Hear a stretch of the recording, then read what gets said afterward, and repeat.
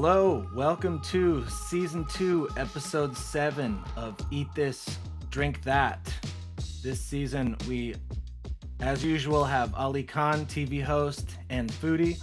We have our beverage expert, Steve Greer, and this season we are focusing on drink stuff with Steve. So, Steve, today, what is your Drink That for us? So we're kind of going off a cliff or a tangent, but I'm going to call this the Forgotten Wine episode. And for some people, it really is the Lost Wine episode because I imagine there is a whole generation that doesn't even know what sherry or port is. So the classification is fortified wines, and it's a pretty broad classification. There's southwestern France, they do their own. There's a bunch of stuff in Australia that do fortified wines. They're a lot sweeter than what we're going to talk about today. But when I think of fortified wines, I think of the the Western Iberian Peninsula. So Portugal and Jerez, Spain. So southwest Spain and kind of the northern portion of Portugal. So we're going to talk about sherry and port today. All right. Okay, before you jump into this, I just have to throw this out there. And I feel like Crosby, you've done a significant amount of wine tasting, and not just like in California in your backyard around the world. I feel like I feel like I speak for the lost generation. You know what I mean? Whenever I've had, and when you say port, fortified, it takes me, my only experience is one of two scenarios. You're at the winery and you're doing the tasting, and then at the end they're like, and now would you like to try our fortified stuff? Yeah. It's really good with dessert. And that's the point where I'm just like, I'm not buying this bottle, you know? Or the other flip is like back in the day, you know, when you're just like trying to find liquor. You know, you're underage, you're digging through whatever your parents or your friends' parents have, and then you're like, what's this? Drink it. And you're like, oh, it's gross. And then you're just shooting it. But it's just like, I don't know. You know, it's easy to kind of get, quote, turned off on it. And I feel like the way to figure it out is that it must be paired, you know, and maybe there's more to it than calling it just a dessert wine. That's why I'm speaking for the ignorant. You know what I mean? Like, you know, like how can I get down with the port? Continue. Yeah, I don't like using the word dessert wines only because, now granted, they do go well with dessert. You know, certain ports are perfect with big, rich chocolate dishes. But the category, like with sherry, these are meant to have throughout a meal different styles with tapas. You can have them with fish, you can have them with cheeses, pork. And are they still sweet or are they not sweet So in this? it depends on the style of the sherry, and we'll kind of get to this. Okay. It can be sweet, it can be dry, it can be medium sweet. Is the normal medium sweet? That category is kind of like with Madeiras, ports. They're in that 50 grams per liter category.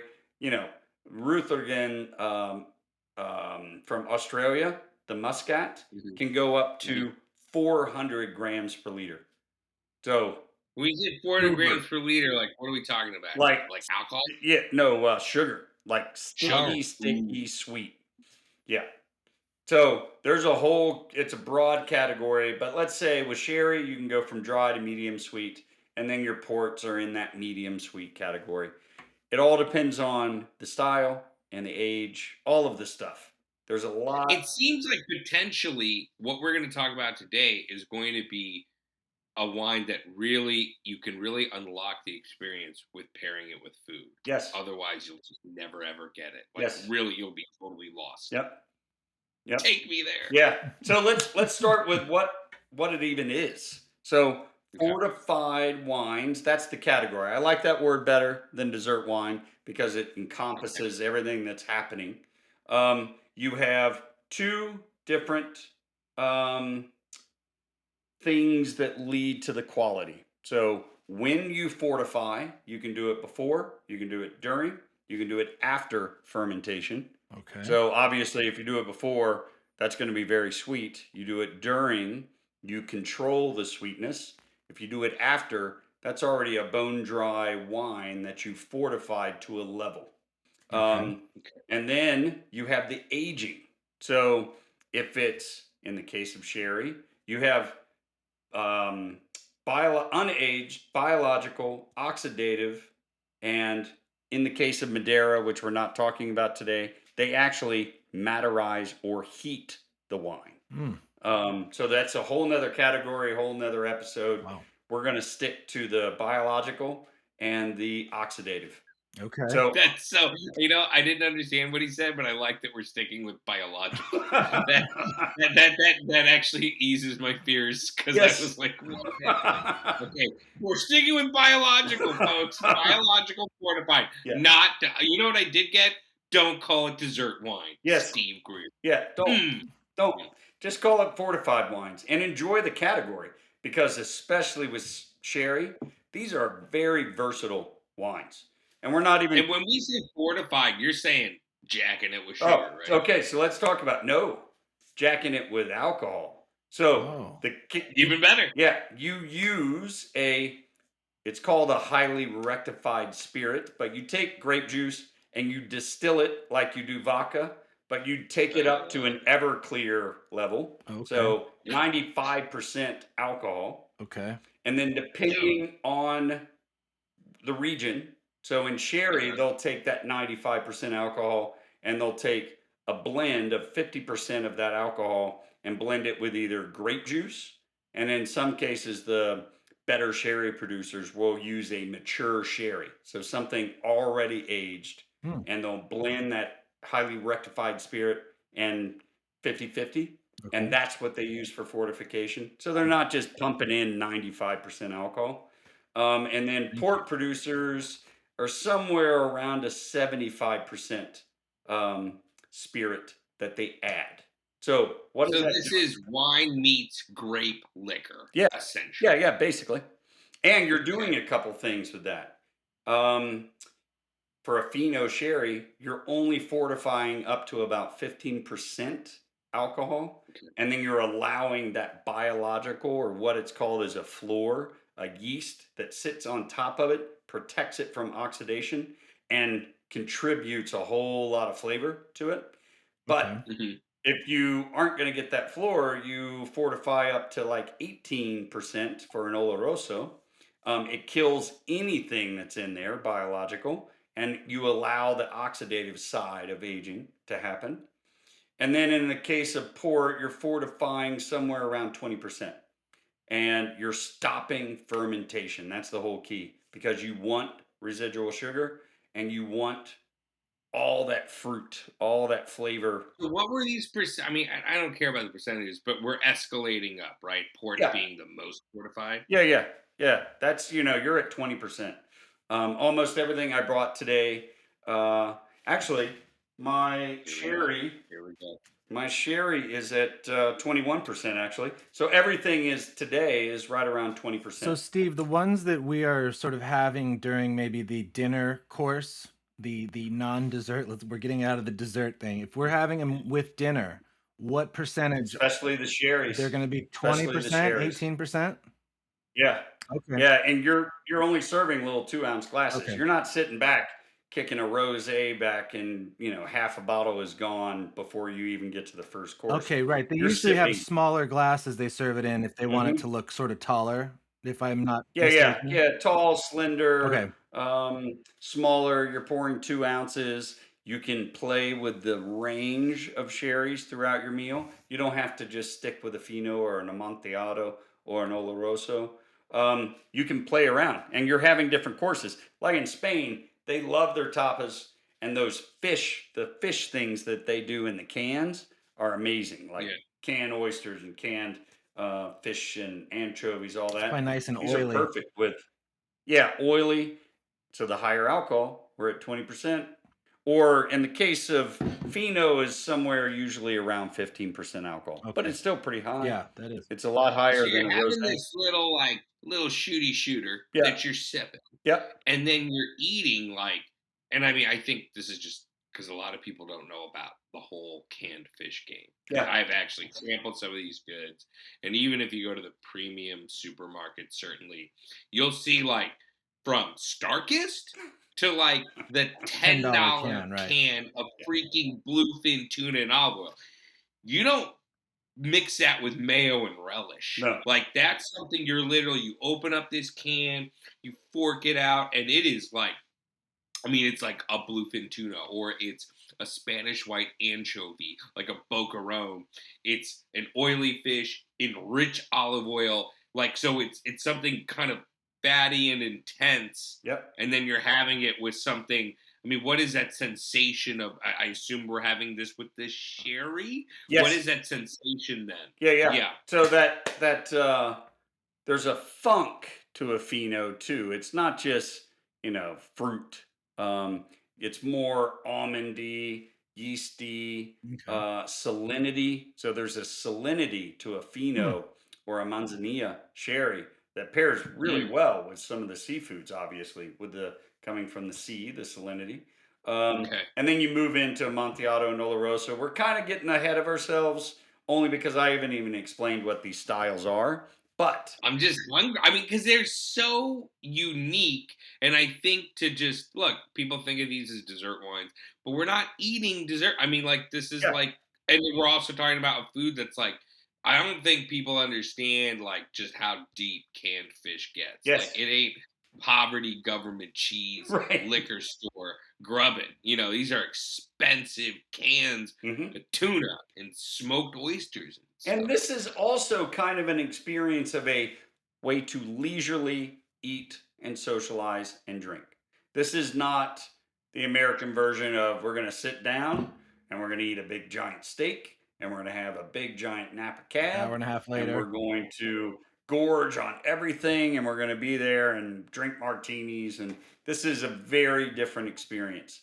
So, I mean, there's plenty of times, I hope, that some people just want to put a cheese plate together, some charcuterie, some nuts, and some jam that you can just sit around and leisurely. You don't want to eat a full meal. You just want to snack. This Yeah. is the snacking version of a night out. Okay. You're not sitting around doing a whole meal, and you can do all of this stuff at home. I love eating cheese and charcuterie. I could just make I do. I make entire meals out of it, and that's all I eat. Um, Cherries are perfect for this. And then when we get to the port and blue cheese, like really stinky blue cheeses, are ridiculous. That's a classic. We've talked about food pairings before, that there are classic food pairings in the world where it's perfect and you should experience. This is one of those that you should experience. Port and blue cheese. But stinky blue cheese. Right. Really, yeah, really. Just violent. Yeah. Oh my God. Yeah, we're not doing Gorgonzola. We're doing Stilton. We're doing Roquefort. Stilton. Yeah. Okay. Yeah. All right, I'm down. So let me actually, before we even go through all the styles, let me show you what I brought. Some of these are expensive. So I'm going to give you fair warning. Bring it on.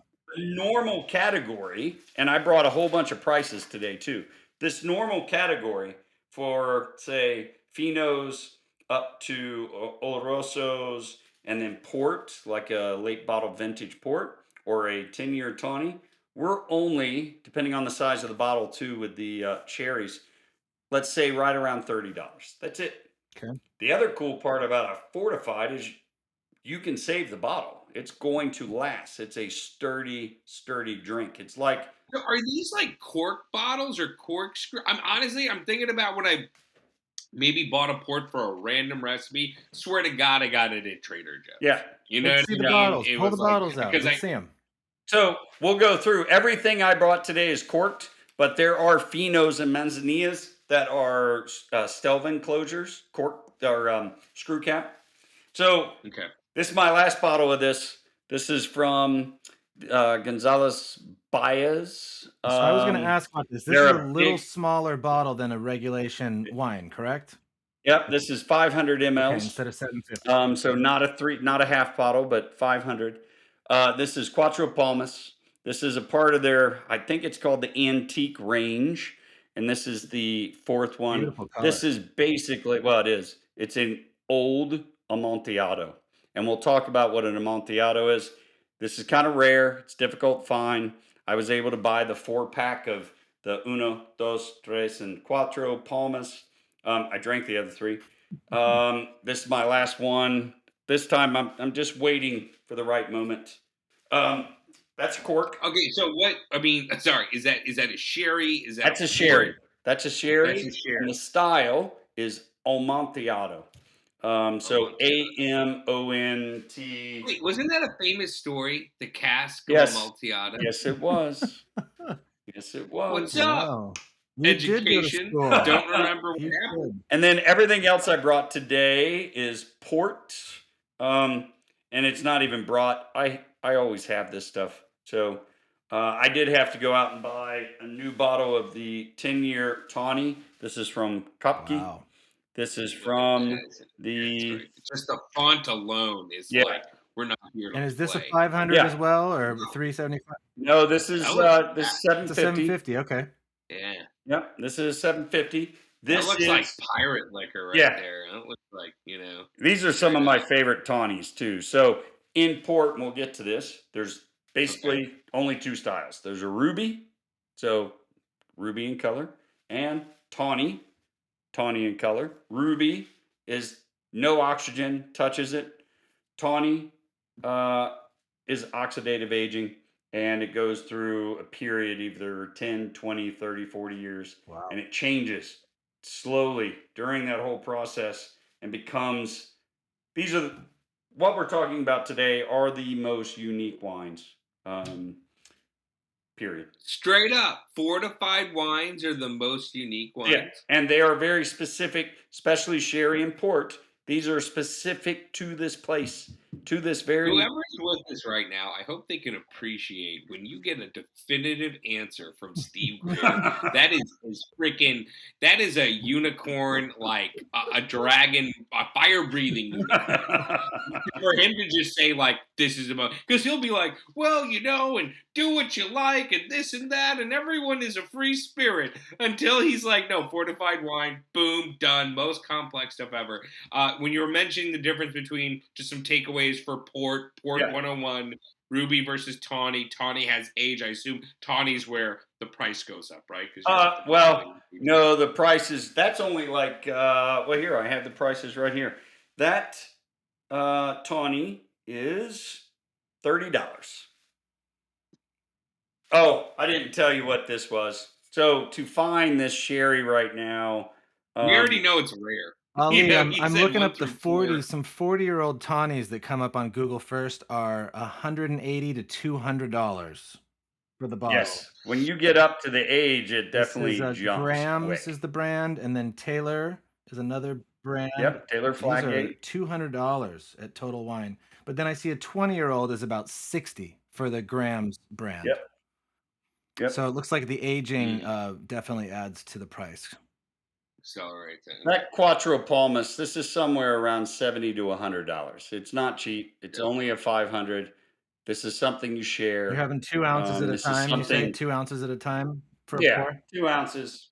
You're sharing. I will tell you, just hearing the price, because you look at that bottle. I look at that wine, and I'm like, what is this weird stuff? Like, I can't process it. It's not white. It's not red. It's like, it's weird, But when I see the price, you're like, this isn't BS. You know what I mean? Because just off the look, it's like, you're at, Coco's or Olive Garden. You're like, what's this weird wine? You know what I mean? We can sweep this bottle up there when no one's looking. But, it's unusual looking. It kind of, I don't know. Yeah, the color's beautiful. Actually, it reminds me of Boone's. And I remember Crosby used to drink that in college. As a matter of fact. Yeah, that's right. Strawberry Hill? Yeah. No. Yeah. Yes! Yeah, you were like, I'm drinking this tonight. I think Boone's, like, I think it was $2 for a 750. So, that's That's an it's a economical miracle more decision. people we know. Dude, blindness, if you don't Hey, mind you rolling look like a eyes. pirate after you drink boons. You got one eye open only. Yes. Or you Or act act like a like pirate one. and you're doing things you should not You be have doing dreadlocks by the in morning public. time. Well, Yeah.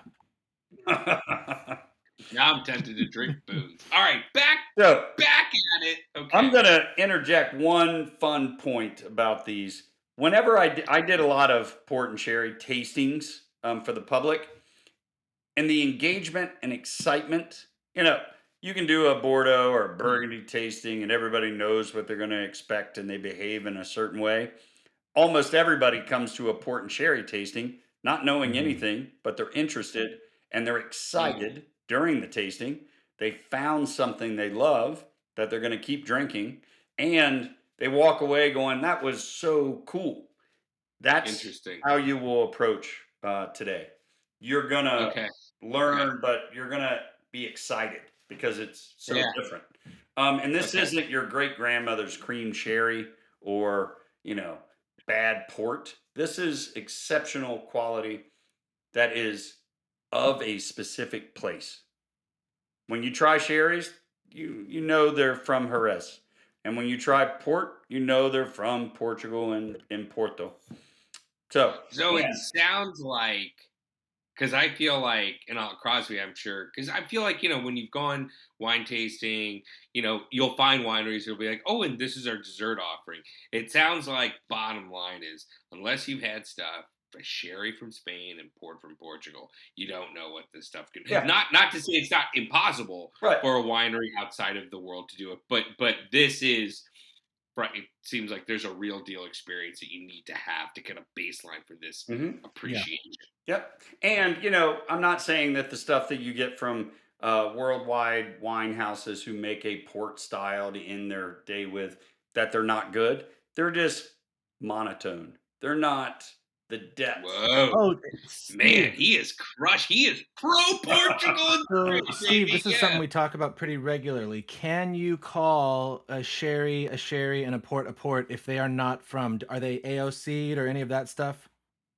Oh yeah, these are. I can't remember the laws on port because everybody uses Well, port. I am ashamed. Yeah. Like you can't remember the laws.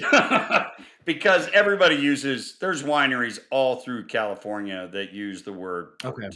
But sherry is from sherry. Because I feel like when I've had them at wineries, I feel like I've had them at wineries, maybe in New Zealand or South Africa even, and I'm pretty sure they're not importing them. I feel like the place was making it on site. Yeah. And when we get to these styles, there's a reason people really aren't making sherry somewhere else and using the name they shouldn't be using. It's because what happens in Jerez is so unique that you need those conditions to make these wines. And we'll get to that in a second. And this isn't also, it's not a, you need to spend time with these wines. And there's a couple websites that all they do is either try sherry and drink sherry and write about sherry. And that is called Sherry Notes. And then there's a whole nother segment. And these guys came to one of my tastings once and opened my eyes to port in a way that I already thought I knew port. And then it took me to another level. And that was mainly about age and decanting. It's called For the Love of Port. And all they do is drink and write and talk about port. That is it. There's not, and only Portugal. They're only talking about these two specific places on those two websites, and they're great. And they're fun to taste along to. So back to the range. We got Quattro Palmas, the Montiado sherry. We have 10-year-old Tawny. We have Fonseca's late bottle vintage. So this is a single vintage. This is from 2014. They age it longer than a vintage port, which we're going to get to. These will sit in barrel for 4 to 6 years. They're cheap vintage port is what this is. So this is only like $30 also. You don't get the full experience of a vintage port. and something with age. And I'm going to show you And what if I'm it says talking about in 2 2014, does seconds. that mean it's 8 years old or 7 years old? Because we're in Yeah, 20. so well, I don't know when this was Okay, so they bottled. bottle it probably after some aging. I'm going to say this was bottled 2019 or 2020. So this is 5 or 6 years in barrel. Whoa, I feel like I just learned something. So whenever I see the year, that's when the wine was in barrel, not in bottle. Yeah, that's when you Harvest. harvested the grapes. So these grapes came from the harvest of 2014. But Got it. just like, a cab or a Burgundy or a Barolo, these go into barrel. And depending on there's laws for some of them. Like with vintage port, you have a max of 2.5 years. Most people are 2 years. In the case of different wines around the world, they might sit in cask for 2 to 3 years. So they're not bottled until 2 or 3 years after that vintage. After that. Yeah. Okay. So this one, I don't know the bottle date, and they don't put that on here. But this is from the harvest of 2014. I'm guessing this is bottled in 2019 or 2020. So 5 to 6 years in barrel. This is the inexpensive way to experience what vintage port. And I have two. And I have two that I've been aging for a while. One is from Taylor Fladgate and one is from Dow's. These are two of the biggest houses. This is the 1992 Taylor Fladgate. I didn't buy this until I was able to get This this was the from brand I a saw the $200 consignment. bottles for on Google. Yeah. So these are vintage ports. 92. These will be harvested in the vintage that's on the label. They will go into barrel for a maximum of 2.5 years, and then they are immediately bottled, and then someone buys it and ages it like I do. This 1992 was a consignment that I was able to Wow. buy. I think I spent somewhere around $75. To find it now, it's somewhere around 200. When did you buy it? I think I got this in 07. So it was already 15 years from vintage. Vintage port, and that tasting with the four Love of Port guys, or somebody from there came to one of my tastings. Um, the experience really begins at 30 years from the vintage. So next year is 30 years. So I'm debating on opening Oh, this. so that's unopened? Looks like there's I some haven't wear opened on this. it. I didn't know if you had popped the top. Or... Yeah. And when I open this, I'm going to share this with somebody. We're going to build a experience around it. Probably lots of different cheeses and meats and and we'll drink the whole thing because you'll have to decant it. The decanting times are insane. So that's what I learned from those guys. I used to decant for maybe 2 or 4 hours. Depending on the age, you might need to decant for 8. And then very young vintage port, they're like, you need to leave it in a decanter And is this overnight. with getting exposure 24 to hours. air, or are Wow. we refrigerating this? Yeah. And you're waking it up, So we want it to basically. be So this room will temp? probably need Oh, wow. yes. So these are also vintage port. Port is more tannic. So these you want to have at a tannic temperature 60, 62, 65 degrees, somewhere around there. Just like a Cabernet. The sherries, which we'll talk about. So the phenos, which I don't have a pheno today. I forgot to pick one up. That you're going to drink more like 40 to 45. Okay. So right out of your refrigerator. You want it And these a are on little the white. colder. You warm The it up in the sherries are on glass. the white side of things, which are typically more chilled to begin with. Yeah. And your Amontillado, Oloroso, Palo Cortado, 55 degrees. So right out of your wine fridge. And then this I bought on release. I've been aging it. This is Dow's 2011 vintage port. 2011 was a fantastic year. This I mean, it's 10 years now. This is for, when I'm old. I'll drink this when I'm old. Wow. I'll probably leave this for another The 20 thing years. that's incredible to me with the ports that I recall is the color. Not another 20, sorry. So, yes, 2041 would be that 30-year mark. I might have this in Wow. 2031. I was gonna say the color of these changes so much with the ports, especially. I feel like the older they are, they kind of look Yes. almost chocolatey, whereas the newer ones look like a Merlot or something, if I'm not mistaken. Yeah. And the tawnies are brown because they went through all that aging and oxidation. So maybe a ruby brown. Tawny is a great word for Yeah. the color. And then rubies are dark purple. They're ruby. Okay. And yeah. So let's dive into Okay. sherry. Okay. Yeah. So we have the Amontillado. We'll talk about place and styles. And then we're gonna really talk about food because Yeah, baby. like That's what Ali I'm was fired. saying, these really shine Okay. with food, and they're meant for food. So, down in the southwest corner is a town called Jerez, and I think wine growing goes back to um, 1000 BC with the Phoenicians, at least the beginning of right. The Romans brought more grapes there, and they grew a lot, but they were also drinking it. This region goes way, way back. So in Jerez, there are specific um, environmental factors that bring out what we're drinking. So in Saint Liqueur, there's a high humidity. It allows for this weird yeast called flor to grow. And you get this special bottling of a pheno called manzanilla. And then other towns along this sea border also grow the flor, but it's different than the manzanilla flor, and those are phenos.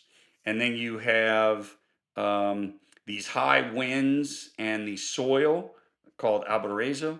It's a chalk, a limestone. It's white, reflects. These grapes kind of get cooked because there's also levante winds that come from the east in Spain that blow pretty hard, and it's hot. So you have all these weird environmental factors that are happening, and then the winds that come off the Atlantic are called I think they're Ponte winds, humid. So you have these clashes of all these environmental things happening. And then you have a weird grape called Palomino. I was gonna It ask grows you, here. is there any Palomino is used normal for sherry. wines that are using the Palomino grape or just sherry? They are starting. I've Okay. heard, I haven't had one, that are starting to make table Right on. wines out of Palomino. Um, and I think that's really out of necessity because no Okay. one's drinking sherry.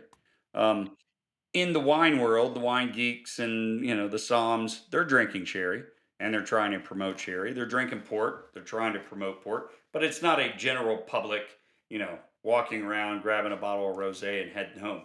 The public is not going into a wine store and grabbing a pheno and heading home.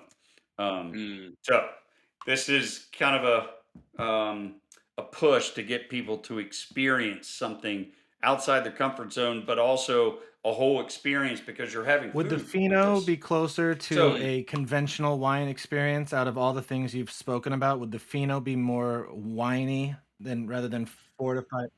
yeah, so yes, less fortified, less heat because we're only at Okay. 15%, but because of the salinity that's going on, I mean, it is salty, it is mineral driven, and it's less fruit. You're not going to get fruit out of these, out of Fino or Would these Amontillado, be bone or dry? you're going to get Are more you? nuts. Yeah, these are bone dry. These are more Okay. nutty. So almonds, walnuts, hazelnuts.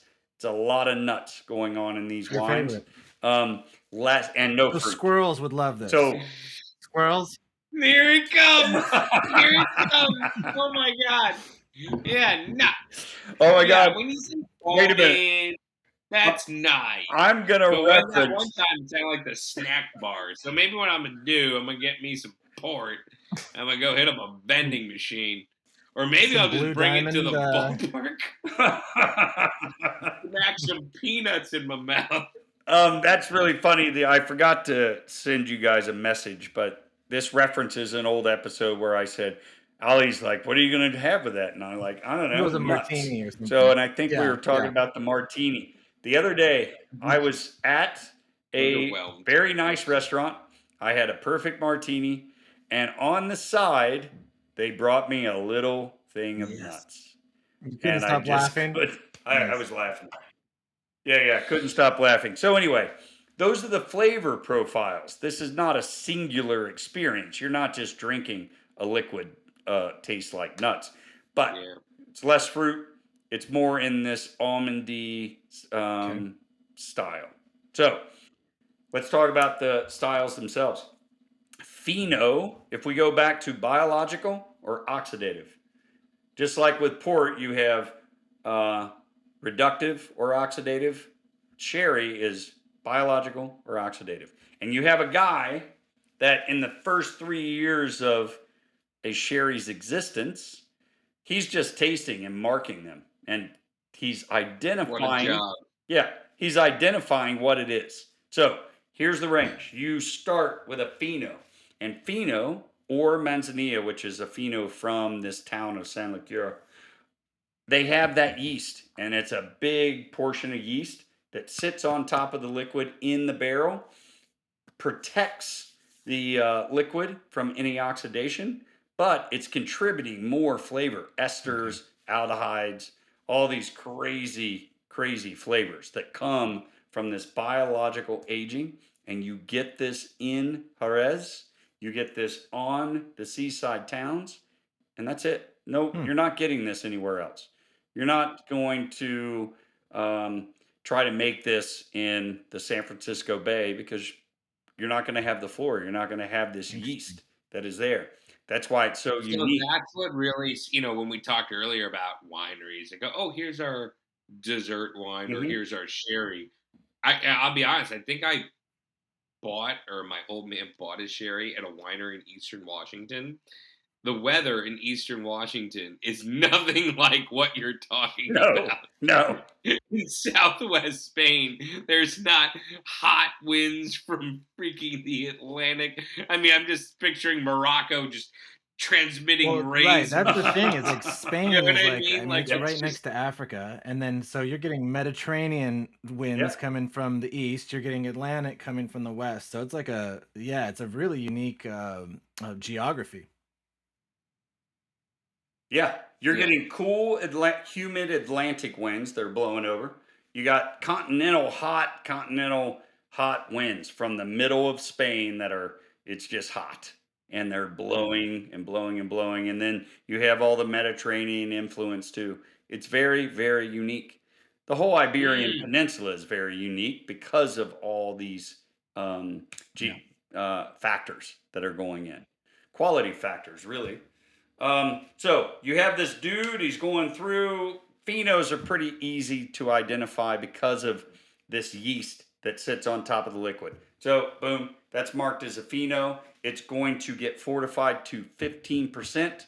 It is aged, depending on the style, 2 to 4 years. You can have older phenos, and I'll talk about a antique producer that ages his phenos more like 6.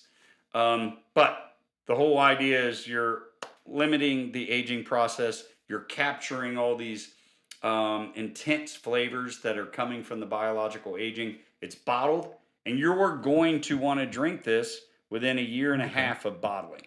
So you're drinking these fresh. The fresher, the better. So upon These release, are Pinots. phenos, Okay. pheno, Fino, and then And then so if you're drinking them fast, I mean, imagine they're not allowed to sit around. I imagine they're not crazy expensive. no, no. So I have a whole list. Um, 375s is the best way to do a Fino and a Manzanilla too. So little half bottles, 14.99. Okay. That's it. Okay. Um, the Lustal Manzanilla is 14.99. Um, yeah, I can't remember all the Finos that I'm looking at the labels and I can see the label, but you're right around $15 to $20.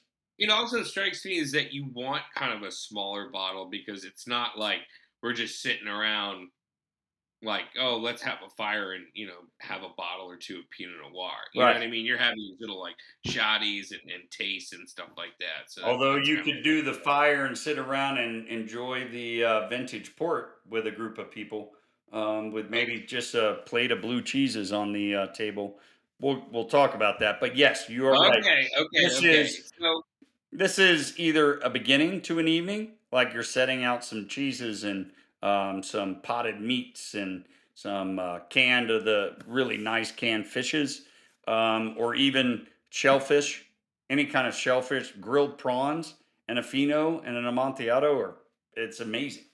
Um, And like, I mean, I just want to kind of because it's a very unique experience, right? Like when you're having like say some of these canned goods and stuff like that, are you having them on like little toast, yep, crackers? Is it that kind of thing yep, too? Okay, so yeah. there's a I because mean, I'm this really plays into what Eat This, Drink That is about. Elevating or elevating your experience with food and drink. We're not just throwing back beers and eating barbecue, which we yeah, do and we will talk yeah, about, right, because you can even elevate that experience too. But this is about elevating an experience. You're sharing this with friends. You can plan an evening around these, full evening. right, So, yeah, so that's Fino. Then you go into Montiado. The guy realizes, oh, that floor is about to die. So we're going to mark this as an Amontillado, and it's going to get fortified up to 17%. Everything is kind of killed, and it goes through oxidative aging. So a little bit of biological, and then it goes through oxidative. Then it's bottled. It's a little sturdier because depending on the age, this is aged a lot longer. So a lot of stuff evaporates. So this goes up to 21% from okay. 17. If it's a younger Amontillado, maybe 19%. So as these go up, because that's significant, 15% to Yeah. 20% alcohol. What do you then eat with So something that has that Amontillados, intensity? you can get into more of the richer foods. So Amontillado, still cheeses, some grilled fish. I would stay away from shellfish, even though you could do it. But grilled fish. But now you can start getting into more grilled prawns or barbecue prawns, and then veal, duck. You can start getting into richer dishes with Amontillado.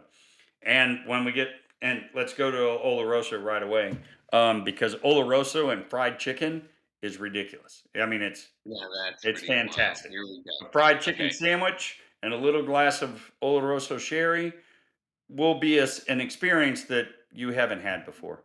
And Oloroso is totally different. So you have this guy running around looking at barrels. There's a floor that gets defined as a Fino, or the floor stops and it's an Amontillado. When he looks at the Oloroso barrel, there's nothing. There's no floor. It's Oloroso. So it goes all oxidative aging. And in the case of somebody like Fernando de Castilla, who is antique styled, he even does like a 6-year-old Fino. I think his Olorosos are like 8 to 10 years of age. But here's the other kicker we haven't even talked about. All of this is aged very differently. This isn't one harvest that goes into a barrel all by itself. It goes into a Solera system. So a Solera system is different vintages, and the Solera is the one that they extract the juice that gets bottled. But like in the case of this Quattro Palmas, this is a 6 barrel Solera. So they are pulling wine from different vintages, usually a third. It's right around a third. Mhm. So today we're going to bottle up a Fino or an Oloroso or that Amontillado. We pull out of the bottom barrel a third of the liquid, and then the barrel above it has to put that liquid and fill it back up. And then it goes all the way up, and then you're putting the fresh batch in the top. Mm. And then it slowly, you're blending, you're mixing, you have all kinds of aging qualities that are going on because you might have liquid in there for 6, 8 years. So very unique. Why does this always come back to me to like a multi-chambered bong? It just seems it's like, I don't know what we were talking about before, and it was like it was like a double chambered. I don't know why. Why does it all come down and like? But that's like the point. It's Yeah, like, dude, it's got to go through both chambers, and you're like, okay, I yeah, get, you know what I mean? But yeah, that's what a complex, bizarre system. The yeah, Solera, is really just a wine bong. I get it. So that's why there's so many factors that contribute to sherry that make it. This is definitely the most unique So, wine Steve, region if in I the had to world. It is. oversimplify it really quick here, so the guy is going and tasting from Yeah. the caskets, right? He's making a mark on it, Yeah. and so some of these are going to be aged depending on what he's tasting or getting from the yeast or the floor. Some of these are going to be aged like 2 or 3 or 4 years, and some of these are going to be aged well over Yeah. 10, 6 to 8. Or 6 to 8. I don't know. I know there has to be some very older styled Olorosos. I don't know how. Can't That's remember part of how what he's old they will go, deciding. or That, the oldest I've tasted. okay. Let's say 6 to 8 years, and then so the guys that are sitting on the coast in their sherry houses, San Liqueur, um, they know they're producing Fino sherry. So almost everything in that warehouse is going to be a Manzanilla, which is a Fino from San Liqueur, and he's not. He's just Okay. marking to see where we need to go, and when we need to bottle. It's the Amontillado into the Oloroso where they have to be a little more definitive in Yeah. understanding what's happening. Probably the most in a Amontillado. It sees a little bit of floor. That floor starts to die off, so then they kill it and let it age So, is oxidate. there any other wine making that's just like, there's not enough yeast here. We're turning it into something else. It seems Nope. like there's some guy going, yeah, it's a lot of yeast. Let's you know what I'm saying? Yes. Like, who the heck is doing this? Who the heck is making wine going, ooh, that yeast, that goes in there? Yeah. Who does? It's the cellar master. Plus this yeast. No, but I'm saying in regions. It strikes me that Only here. Only here. This is happening here in Jerez. That's what's up. Yeah. That's what I think is very, very fascinating. That's why we should be drinking these wines, because the experience of what is happening there in Jerez is unlike anywhere in the world. The winemaking, everything, the grape, the soil. I feel like if we cut any teaser from this, I'll mark it right now. Winemaking can get very dense, and at some point you can say, I really don't need to. You want to say you're going to skip the part where Steve's talking about bacteria and yeast and stuff. However, that's what literally makes port and sherry from Portugal and Spain just the bee's knees. They go through an experience that no one is coming close to doing as a region habitually across the board. Nothing. And before we get to port, let's talk about that kind of experience. Buy a Fino, buy an Amontillado, buy an Oloroso. Have them out, have your friends over, and then just set the table with such a diverse range of food that you can experience all kinds of sensations. You can have some really fun cheeses.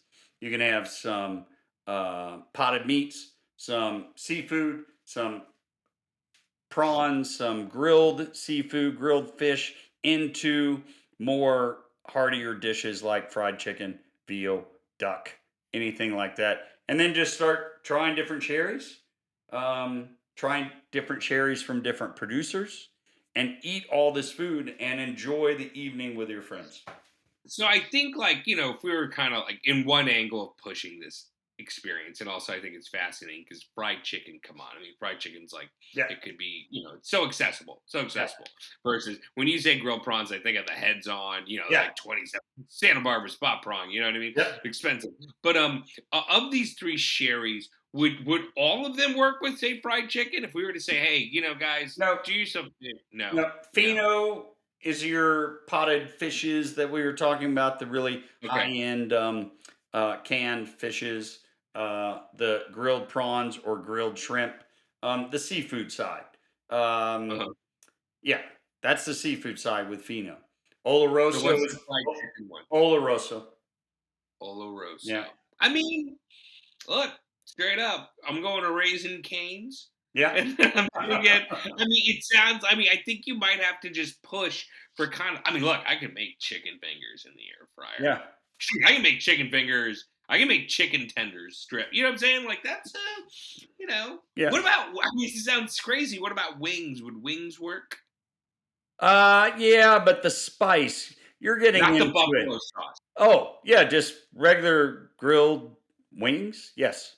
Yeah, fried Yeah. chicken wings, Yeah, maybe yeah. even But too. I'd rather eat, fried chicken. I'm not a huge wing fan unless it's like I'm You eating want the hot flavor to be wings. in I'm there. sitting around, Yeah. I'm drinking a nice, Okay. yeah, I like that Got it. hot wing. All right. Okay. Good to know. Good to know. Yeah. All And right, then Sherry. Oloroso, you're up into maybe $30 for a great Oloroso. So you're still in $15 to $30 range. But it's kind of an interesting thing because you think about if I was just to say fried chicken, you're cracking some beers. Maybe we would get into maybe we were talking about rivers of wine, like maybe like a Sancerre or something like that, Chris Pine. But the idea of like having freaking big bite of fried chicken, Yeah. and then having, you know what I mean? Because Yeah. that's what that is, right? Yeah. It's a little kissy. It's like Yeah. it's got a lot of booze in there. It's kind of cool. Yep. It's a little different. Yeah. It's a different way of eating and drinking. Yes. Like Which is what this whole episode is about that. If it's anything, it is a different way of eating and drinking. Completely. Wow. Something you don't normally do. How are we doing on time, Yeah. Steve? Okay. Did you? Very We cool. need to get to Very, port. very. So Okay. I think we got to jump to port. This is part of the reason why I only did sherry and port. Not just because these are very unique regions, but there's a lot to talk about here. So we probably could have done a whole episode on sherry, to be honest, but I really want to talk about port too, especially the season that we're in. If there is any season for people to feel a little more comfortable going out and spending a little bit of money and opening something very unique, it's right now. Between Thanksgiving and Christmas is port time. It really is. Most of the country is cold, not Austin, not Southern California, but it's still Kind of cold right now. it gets cold at night. You still build a fire at night, but there's two styles of port. Well, let's talk about the region because we're back to a river. This is the Duero in Spain that runs from eastern Spain through the Rueda region that we were talking about with the whites in episode 1, through Ribera del Duero, and then it comes into Portugal and it becomes its own thing. It's hot, it's dry. There's a whole slew of grapes they use, but 5 main grapes that they'll use. All these vineyards sit in the Duero Valley, but they're terraced so they can tend to the vines. And you're extracting a lot of color through these auto vinifiers. So within 2 or 3 days, you're extracting all the color. You're going through fortification. You decide which direction you're going for styles. You're fortifying right up to 20%, and the spirit is right around 75% alcohol by volume. It's not, it's not Everclear, and it's also mixed either with grape juice or port. So it's a port base that's going in there. I talked to one port producer I talked to a long time ago, said the real reason why the quality has jumped in the last 50 years is they're using better spirit to fortify the wines. Because fortification here is 20% of the volume in these wines is from the fortification. And it's all grapes. It's all grape spirit, right? All grapes. Everybody will know one of the main grapes. It's Tempranillo. I have them here. So Touriga Nacional, Touriga Franca, and Tinto Rorez are the 3 big grapes, and Tempranillo is one of those. So all of us know Tempranillo from Spain, from Rioja and Ribera del Duero. Tempranillo is all over Spain. You're fortifying, and then you decide, and fortification also is determined by house style. So you're going through the fermentation, and if your house style is a little sweeter, you're going to fortify earlier in the fermentation process, so there's more sugar left. And if you're a drier styled house, you allow fermentation to go a little bit longer. Then you dump in your spirit, stops fortification, and then you go, all right, what are we doing today? This is going to be a Tawny, or this is going to be a Ruby. And then in the exceptional years, with the exceptional grapes, they are declaring a vintage and saying, the House of Dow's declares that we are putting out a 2011 vintage port. So we'll start with this one.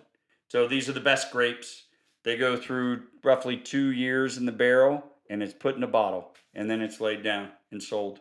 And you wait for it to become, for the inside alchemy to work its magic and become something completely different. So that is long term bottle aging in your cellar. It's its own thing. When you can sometimes find these at stores that a collector has sold back to the store. When you see those, just buy it and then go home and plan an evening around it. Vintage Wow. port and blue cheese. I mean, I'm not joking about the blue cheese. It is phenomenal pairing. Wow. And I Okay. love blue cheese. I could eat By the way, I stinky blue checked. cheese all day. If you didn't do blue cheese, I know you said that's like the classic pairing. I'm gonna just throw it out there because blue cheese can be a love it or hate it. Oh yeah, there you might hate it. So then just sit around and drink vintage port. Yeah, And you can just drink. Yes. It can be just your drink all by itself because all by itself. and you're diving into it. You're experiencing this wine and you're thinking about it. It's not just quaffable. You're not thinking. You're talking to all your friends, pounding a bottle of rosé or Pinot Noir. This is you're all sitting around experiencing this. I was saying, Yeah. Steve, It's like I checked and hallucinogens. it says You know what I mean? ports in theory must be from Portugal. So it says other places call their stuff port, but Okay. it's technically a European protected name. So It is yeah, protected. and I also saw just that no they one do enforces it. have it in South Africa. So that's probably where I've had it in my personal experience. Yeah, Okay. Napa. Okay. It's all over Gotcha. Napa too. Everybody makes a port, especially Zinfandel port's a big thing in California. Mm. But Porto, and it could just be as simple as on the labels of these, it I says see. Porto with a O, and that's That's how they what get away with it people love. because I'd that like to says buy an O. Porto. Okay. So we started with vintage. The house says this is a fantastic year. We're declaring and we're releasing. So if you see at a wine shop a collector is selling back their vintage, buy it. And plan an evening around this because most people aren't going to buy something and age it at their house in a cellar for 30 years. They're not doing All it. right, so I get this thing, blue cheese. It's obviously great enough just to like hang and enjoy it. Anything else I should get? No, You know? so I don't, like I said, I don't like the word dessert wine, but these are really good for an end of an evening with fantastic decadent desserts. It is chocolate desserts, fruit compote desserts, raspberries, all that stuff. These go really well with dessert. So Creme brulee. That's probably too yeah, sweet. well, maybe not creme brulee. Oh, okay. You want richness. You want decadent. Honestly, you want Okay. chocolate. Chocolate. So then the house is going through and they say, all right, we're going to make some tawny port and we're going to make some ruby port. For me, there's different styles in each category. Skip ruby, regular ruby port, because for not much more money, you can get a late bottle vintage. This is aged for 4 to 6 years, closer to 6. So Tawny will have age. So you're advocating. No. Tawny. So this is the late bottled vintage ruby port. Oh, okay. We'll do Tawny right at the very end of this episode. This is a cheap version of a vintage port. Or an inexpensive version. Obviously, it's not getting to the same level of complexity and quality of a vintage that's aged for 30 years before you drink it. But this is still higher quality. They're picking out the better grapes. They're aging it in the cask for 4 to 6 years, and then they're bottling. This is really enjoyable port that you can buy a bottle. This is $7.50 for $30. It's vintage. You can just have a little swig. I'm gonna pour myself a So glass that's a of. Finesca though. But when you pop these bottles, you got to finish them, right? No. That's the other thing. Great thing about port. Fino, yes. An Oloroso, no, because you're at 20%. But those are sherries. Yeah, those are the sherries. I'm just going back in order. And then port, also at 20%. This is sturdy. You can have Okay, this so and a drink wine it that is over 3 in to the 4 weeks. 20% realm is going to last longer than something in the low teens. Okay. Oh, yeah. Yeah. Yeah, these are fortified. So these are sturdy. And if you're worried about oxidation, just put the cork back in and throw it in the fridge. It slows all the But process. you've got about a month though, right? Yeah, Because you're see, drinking this in a month. Yeah. some of those things, what happens is you forget about them because Yep. it's a mood. It's like, ooh, remember that? I mean, it's like how often are you having dessert wine? You know what I mean? Yeah. Or Yeah. how often are you having a meal where you call for a wine for dessert? Yeah. Just saying. Okay, good Yep. to know. And then the very last one is Tawny. This is also extremely unique because you have regular Tawny Reserve, but then you have 10-year, 20, 30, 40, and Cojita. Um, as you age, just stay in the 10, 20s, and 30s and 40s. At 10, this is $30. I'm trying to find the price that I wrote down. Yeah, $30 for this. And as you go up, 20s are more expensive, 30 years are more expensive, 40 years are very expensive and rare. Um, 10 still has fruit. So I think 10 is always a really good entry point because it still has some of that ruby rich red and black fruit, but it also is getting the more fig and raisiny oxidative qualities of the time in barrel where oxygen is kind of breaking everything down. Then when you get into 20s and 30s and 40s, you are getting into 30s and 40s for sure are getting more mushroom and earth and dried fruit and figs. And 20 is also right in that the ruby is gone, but it's still faintly fruity. But it's also an easy category for people to dive into. 30s and 40s might be too expensive and too wacky for most people. So it's a Too earthy, too more dried fruit. complex flavor. But Okay. 10 and 20, yeah, yeah. So let me ask you this, just stepping back, because this is obviously Yeah. going to be a big leap for anyone who's going to consider this stuff. Where would you start first, port or sherry? Well,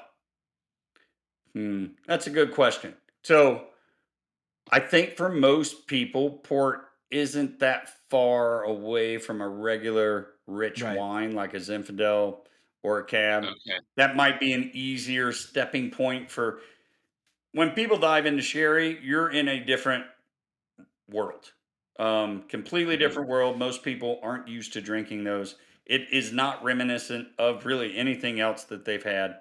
You have to plan Wow. around the evening. Sherry drinkers love sherry, regular sherry drinkers, but not everybody is going to become a regular sherry drinker. It might be something you do as an experience once or twice a year. Or you might find out that you are a sherry drinker and you really geek out on it and you Steve, start if drinking I it recall, weekly. would a Ruby sherry ports kind of ports I are recall easier sherry for being people. almost like syrupy on a level mixed with like alcohol a little, like almost as if it was like is there a cough syrupy thing going on with them, or am I way off base? Okay. No, nothing medicinal. Sherry I'm thinking of. I don't So know why I did you felt like I say had a cherry? syrupy sherry at some point. Yeah.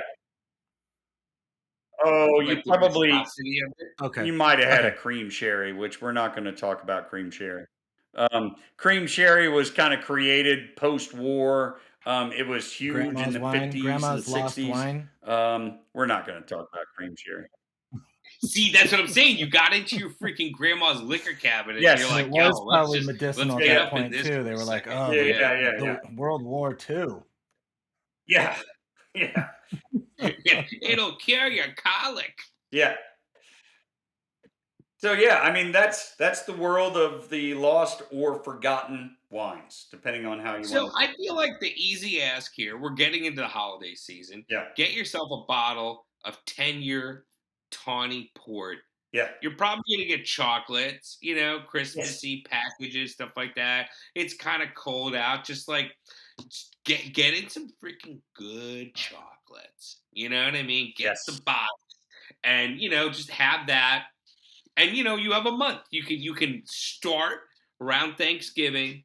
That'll give you a month to kind of like ease into this kind of thing. Yep. But I am very curious about trying a sherry and getting, really, it's a big deal because I can tell you on the food alone, getting into expensive canned fishes, for instance, potted meat. This is like some pretty crazy stuff that you could almost go kind of do charcuterie 102. Yeah. You know what I mean? Like, you can have your prosciutto and your macaron almonds and your kind of semi-hard cheese or whatever. But then if you want to get all right, what about get I out know them these are cans. these are the months where we start having the dark turkey and we start having gravy for the sort of the only time of the year. What would we pair with dark turkey meat and gravy-ish dishes? Oloroso. Good call. Oloroso. That Oloroso will totally pair up with that. And don't forget pate, too. Huh. And we're in the world of hamon. Yeah.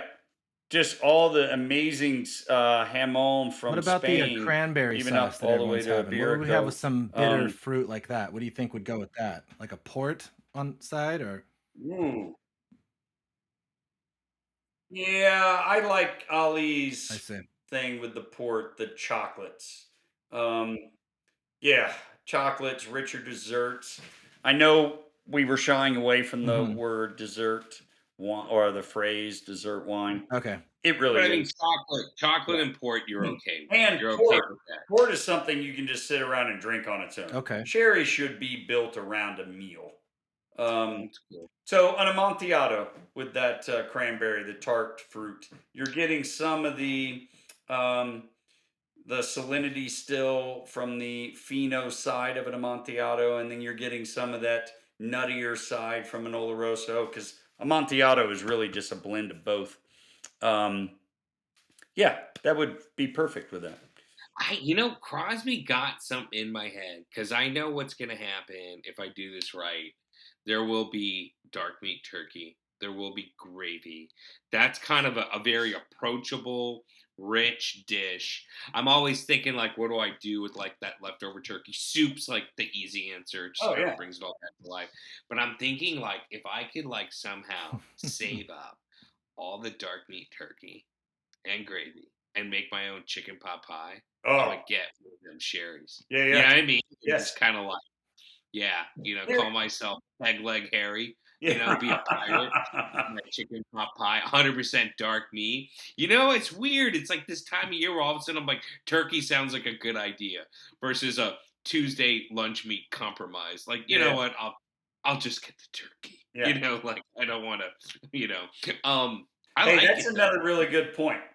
This is also something that you might come home and you just want something like a turkey pot pie. You want something a drink, but you don't want a whole bottle of wine. You don't even want 2 glasses of wine. You don't want to make a cocktail. You just want something to sip on while you're noshing on your dinner. An Oloroso sherry is perfect for that. You're just pouring a little 2-ounce glass anyway. You're having a little bit of a drink to go with your evening and your food, but you're not committing to an entire bottle.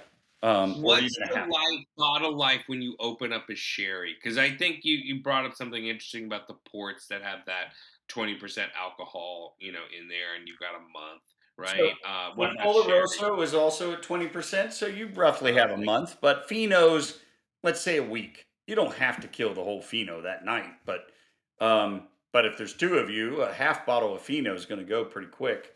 And a lot of grilled prawns. Yeah. He's just trying to get me to buy that pricey shrimp. Yeah. Well, I feel like we've I'd got love some to do like a orders, sherry with Steve curated dinner. That sounds fun. Chocolate. Yeah. Only if you Steve play Perry. the song "Oh Sherry" by, what is that, Starship? Who sang that song? And everybody, there's a Spanish. A Night with Steve Greer and Steve Perry. Sherry, a night with That's Greer and fire. Perry. We'll have to put that on Tastemakers as This will a be thing that fun. someone could purchase. Oh, that would Yes. be. Oh, we got Steve Perry in there too. That's awesome. Well, this was fun, guys. This was, I knew it was going to be a lot of info. It is. I mean, selfishly, I don't know if I have to keep recording this, but selfishly, it is like it's so insane to be like, hey, it's Friday night, let's get out the port. But it's just, I think what I like about that, coupled with holiday time, or like just saying, let's just buy this shit. Let's just like, it's like, when you're like, what should we eat for dinner tonight? Mm-hmm. That's like where you're like, we're gonna get the sherry. I'm gonna buy a bunch of weird cans of fucking expensive fish. Yes. From like the market that Well, you go. and 'cause we then you film never these in the shop morning, here so I'm like trying to figure Yeah, out which you one to know? have with breakfast. I'm like, Yes. Oh God, it's still so. It's perfect for me. I'm literally Ooh. gonna go to a freaking food and wine festival. That's Find the awesome. Fortified Wines. You should pack your Oloroso and bring it with you. Here's the thing. I hit up the PR company. I got the pass, so I didn't have to pay for it, right? So I'm just gonna zip in there, basically take pictures with my phone. You know what I mean? Yep. Get the content that I eat so I can make sure I can keep retaining this access versus like, oh, I'm going to sit down and be served. I mean, we'll see what happens. And also, like, I'm trying to get in and out. Thank you, Steve. Well, awesome. Well, this was fun. I can't wait to hear about your experiences with sherry and port. So with that sherry, what is it? I would say like Omarosa. Who is it? The Oloroso? Oloroso. And we will post all of these photos of all the different sherries.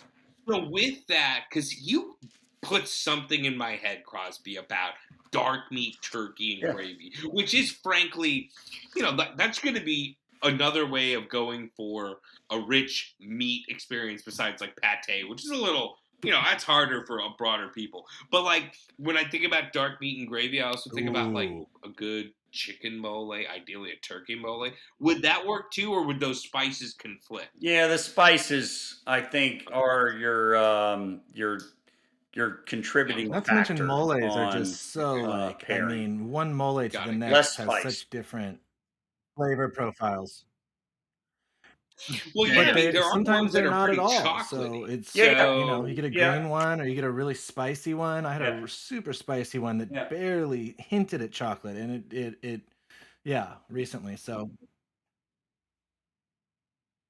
I think your jumping off point for the sherries are those tapa styled ideas in your head, especially potted meats and the fish, canned fish.